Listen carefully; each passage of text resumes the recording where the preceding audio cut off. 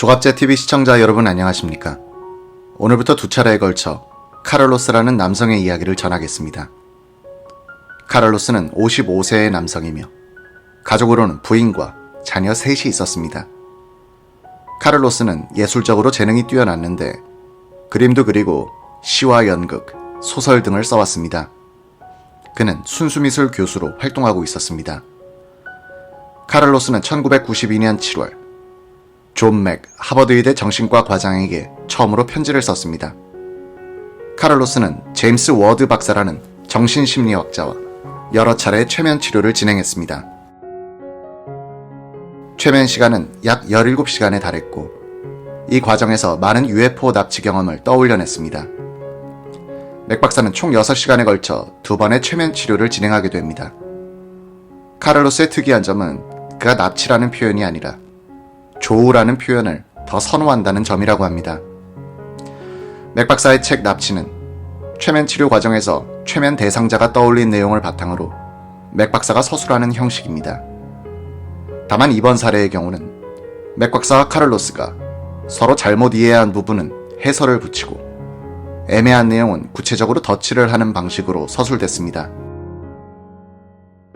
카를로스의 사례를 소개하기에 앞서 제가 그의 이야기를 정리한 형태를 알려주고자 합니다. 카를로스의 사례는 제임스 워드 박사와의 최면 치료에서 떠올린 방대한 UFO 및 외계인 관련 기억이 중구난방으로 나열되어 있습니다. 이에 따라 저는 혼선을 피하기 위해 카를로스와 맥 박사가 2차례의 최면 치료에서 나눈 이야기만을 중점적으로 다루고자 합니다. 카를로스는 펜실베이니아 서부 시골 마을에서 자랐습니다. 그의 가족은 가톨릭 가족으로 신앙이 깊었습니다. 카를로스의 아버지는 그가 16세 때 숨졌습니다. 그의 아버지는 철로에서 근무하는 근로자였는데 심장마비로 갑작스럽게 목숨을 잃었습니다. 담배를 오랫동안 피운 것이 하나의 원인인 것으로 지목됐습니다. 카를로스는 아버지의 죽음에 큰 충격을 받았습니다. 그의 충격이 컸던 이유 중 하나는 어머니와 누나와 함께 검시관의 영안실에 가 아버지의 시체를 직접 봐야 했던 것입니다. 이는 신원을 특정할 수 없었기 때문이었습니다. 카를로스는 영안실에 한 번도 가본 적이 없었다며 아버지가 테이블 위에 누워있는 것을 보고 어머니가 울부짖고 다가가 키스까지 하는 것을 본 뒤 나는 바닥에 주저앉아 울어버렸다고 했습니다. 카를로스는 미술과 관련된 학문을 오랫동안 공부했습니다. 서너 개의 학위를 땄는데 미술 및 조각 관련 석사 학위, 미술 치료 관련 석사 학위, 그리고 비교 예술학 박사 학위를 땄습니다. 카를로스는 박사 학위를 이수했을 때인 26세 때 수학교사인 여성과 결혼했습니다. 카를로스는 어려서부터 알레르기 등의 호흡기 질환을 앓았습니다. 그는 1살 때 폐렴을 앓았고 간호사 중 한 명은 그의 부모에게 그가 임상적으로는 이미 숨진 것과 다를 바 없다고 말했다고 합니다. 놀란 부모는 병원으로 달려갔고 맥박은 아주 느리게 뛰고 있었습니다. 카를로스는 워드 박사와의 최면 치료 과정에서 나로 생활하던 아이는 죽었던 것 같고 나의 과거 모습이던 빛과 같은 생명체가 죽은 아기의 몸을 차지했는데 몸 안으로 들어가는 것이 매우 고통스러웠다 라고 말했습니다. 그는 나는 몸을 갖는 것은 좋아하지만 여기, 즉 지구에 오는 것은 싫었다고 했습니다. 카를로스는 몸이라는 것에는 문제가 많다며 모든 일들에 반응을 해야 한다고 했습니다. 커가는 것도 힘들고 나이가 드는 것도 힘들다며 몸을 갖고 있음에 따라 겪는 일들은 진정 평화롭지 않다고 했습니다. 카를로스는 최면 치료 과정에서 몸 안에 어떻게 들어가게 됐는지를 떠올려냈습니다. 그는 몸 안으로 미끄러져 가는 것 같았는데 양말과 신발을 신는 것과 비슷했다며 고통스러웠고 이런 기분이 좋지는 않았다고 했습니다. 맥 박사는 그렇게 싫었다면 왜 이 아이의 몸에 들어갔느냐고 물었습니다. 그는 교사와 예술가로서의 책임감을 가져야 하며 인간이 지구라는 정원을 파괴하는 등의 행위가 걱정되기 때문이라고 했습니다. 이후 카를로스는 어려서부터 UFO와 같은 괴물체를 하늘에서 봤다는 기억, 빛을 타고 내려오는 천사와 같은 생명체를 봤다는 기억, 직접 하늘을 날아 생명체들과 함께 날고 우주선에 들어갔다는 내용들을 이야기했습니다. 이때부터 카를로스는 무언가 인간의 몸이 소멸돼 다시 빛으로 돌아가는 것 같다는 이야기를 많이 했습니다. 맥 박사는 몸을 갖고 있는 생명체에서 빛으로 다시 돌아간다는 것이 무엇을 의미하느냐고 집요하게 물었습니다. 카를로스는 우주의 에너지 속에서 에너지와 빛이 움직인다며 그런 동시에 이런 것들이 존재하는 공간이 없다는 것을 알 수 있다고 했습니다. 물에서 수영을 하는 것과 비슷한데 형체와 거리, 그리고 빛이 보이지만 본인의 몸을 볼 수는 없다며 그럼에도 몸은 물 안에 있는 것이다. 몸이라는 것을 뛰어넘어 생각하는 것과 비슷하다고 볼 수 있다 라고 했습니다. 카를로스는 UFO 납치 경험 중 심신적으로 불편한 일들이 많았지만 가장 기분이 좋지 않은 것은 자신의 자식들이 비슷한 일들을 겪는다는 점이라고 했습니다. 자식들이 어렸을 때 이들을 지켜주고 싶었으나 그렇게 하지 못한 트라우마를 갖고 있다고 했습니다. 걔는 내 몸은 마비됐고 내 품 안에 있는 아이들을 이들이 데려갔다며 딸이 어렸을 때 우주선 안에 들어가 있는 모습을 봤다고도 했습니다. 그는 내 딸이 이런저런 기기를 자꾸 만지려고 하는데 제발 멈추기를 바랐다며 그녀가 뭘 잘못 만질까봐 두려웠다고 했습니다. 카를로스의 UFO 납치 경험 중 가장 고차원적인 일은 스코틀랜드 그리스도교의 중심으로 불리는 아이오나 섬 지역에서 발생했습니다. 1970년 11월 한 영국 성공회 교도 신부가 30대의 카를로스를 스코틀랜드 에딘버러로 초청했습니다. 이 신부가 여러 교회에서 진행하고 있는 미술 전시회에 초청한 것이었습니다. 한 주 뒤 이 신부는 아이오나를 방문할 계획인데 카를로스에게 같이 가자고 했습니다. 카를로스는 이전까지만 해도 아이오나에 대해 아는 것이 별로 없었다고 했습니다. 수도원이 많은 지역 정도라고만 알고 있었다고 했습니다. 카를로스는 아이오나로 떠나기 얼마 전 한 중년의 여성을 만났습니다. 그는 영국에서 작가로 활동하는 인물로 아이오나 등 스코틀랜드의 전설과 관련된 여러 책을 쓴 사람이었습니다. 이 작가는 카를로스에게 아이오나 섬에 가게 되면 바다 표범들의 만을 방문해 찬송가를 불러보라고 했습니다. 그렇게 하면 바이킹의 공격으로 숨진 성직자들의 영혼이 들어가 있는 바다 표범들과 소통할 수 있을 것이라고 했습니다. 카를로스는 실제로 이 해변가루가 반신반의하는 마음으로 그레고리오 성가를 그리스어와 라틴어로 불렀다고 했습니다. 그러자 바다 표범 한 마리가 해안가 인근으로 오더니 걸어가는 그레고리를 약 1km 따라왔다고 합니다. 다시 왔던 길로 돌아가는데도 계속 따라왔다고 했습니다. 카를로스는 매우 아름다운 경험이었다 라고 했습니다. 카를로스는 1990년 4월 약 20년 만에 다시 아이오나를 방문했습니다.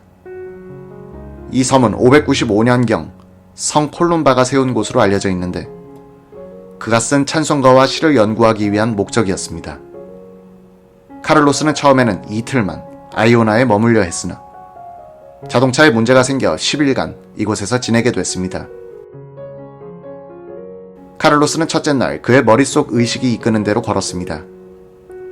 20년 전에 왔을 때 가보지 않은 곳이었지만 그냥 이 방향으로 향하면 동굴을 발견할 수 있는 것 같다는 확신이 들었다고 합니다. 이날 조류는 거셌고 쉽게 동굴을 찾지는 못했다고 합니다.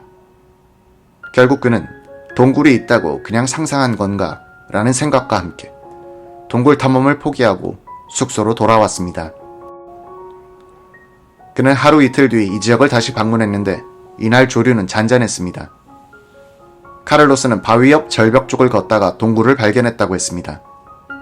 그가 머릿속으로 상상하던 동굴과 같은 모습이었다고 했습니다. 그는 자신이 직접 머릿속에서 그렸던 장면을 보게 돼 기뻤다고 했습니다. 부활절 주일인 4월 15일 일요일 아이오나에 온 지 사나흘 된 카를로스는 성 콜룸바만 쪽으로 걸어가 보기로 했습니다. 바다 표범 지역으로서부터 걸어서 약 서너 시간 떨어진 곳이었습니다. 자녀들에게 선물할 초록색 조약돌을 구하기 위해서였다고 합니다. 카를로스는 정오쯤부터 걷기 시작했습니다. 너무 어두워지기 전에 이 지역에 도착, 주변을 둘러보고 다시 되돌아오고 싶었기 때문이었습니다. 카를로스는 섬에서 가장 높은 지역 같은 곳에 올라가 절벽을 향해 소변을 봤다고 했습니다. 그런 뒤 다시 걸으려고 하니 갑자기 어지러워지고 제대로 걷는 게 어려워졌다고 했습니다. 카를로스는 모든 게 새로워 보였고 아이오나 섬에 있다는 것은 알았지만 자신의 위치가 어디인지 잘 모르게 됐다고 했습니다. 무언가 길이 보여 걷기 시작했는데 가고자 하는 방향 반대인 것을 알아챘다고 했습니다.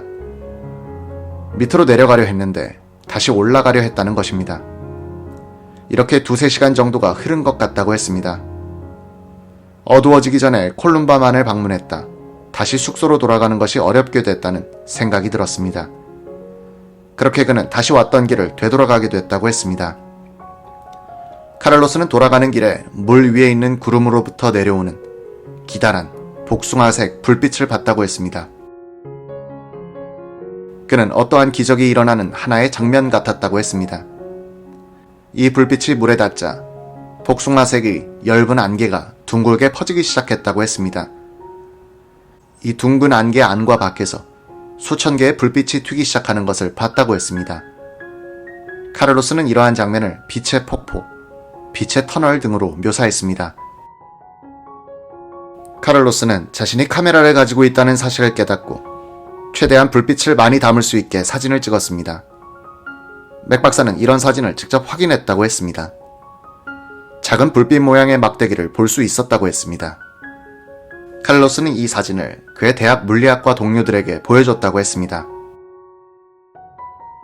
이들은 처음에는 태양에 반사된 빛이라고 생각했지만 불빛의 모양, 활처럼 휜 모양, 빛이 쏘아진 곳에서 발생하는 스파크 현상을 본 뒤 태양과 관계가 없다는 판단을 내렸다고 합니다. 카를로스는 당시의 시간을 고려하면 태양이 조금 더 북서쪽에 위치했어야 한다고도 했습니다. 카를로스는 사진 관련 수업도 가르치며 이는 태양이 아닌 것이라는 확신이 든다고 했습니다. 빛의 폭포라는 것입니다. 그의 대학교에서 활동하는 보다 경험이 많은 물리학자 2명이 이 사진을 분석해보기도 했다고 합니다. 이들은 성 콜룸바도 이런 불빛을 본 적이 있었다며 흥분했었다고 합니다. 사진을 찍은 뒤 불빛이 카를로스 쪽으로 왔고 그는 땅으로 주저앉았다고 했습니다. 물 위에 있던 불빛과 같은 것인지는 모르겠으나 똑같이 복숭아색을 하고 있었다고 했습니다. 그가 정신을 차렸을 때는 이미 해가 지고 어두워졌을 때였다고 합니다. 불빛은 사라졌고 태양도 사라졌다고 했습니다. 그는 어둠 속을 지나 숙소로 돌아왔습니다. 카를로스는 이상하게도 이 당시의 기억을 모두 잊고 지냈다고 했습니다. 그는 당시 여행에서 찍은 사진 필름을 4개월 후에 현상했는데 이상한 불빛을 봤다는 것을 그제야 떠올리게 됐다고 했습니다. 맥 박사는 카를로스가 최면 과정에서 보다 자세한 기억을 떠올려냈다고 했습니다.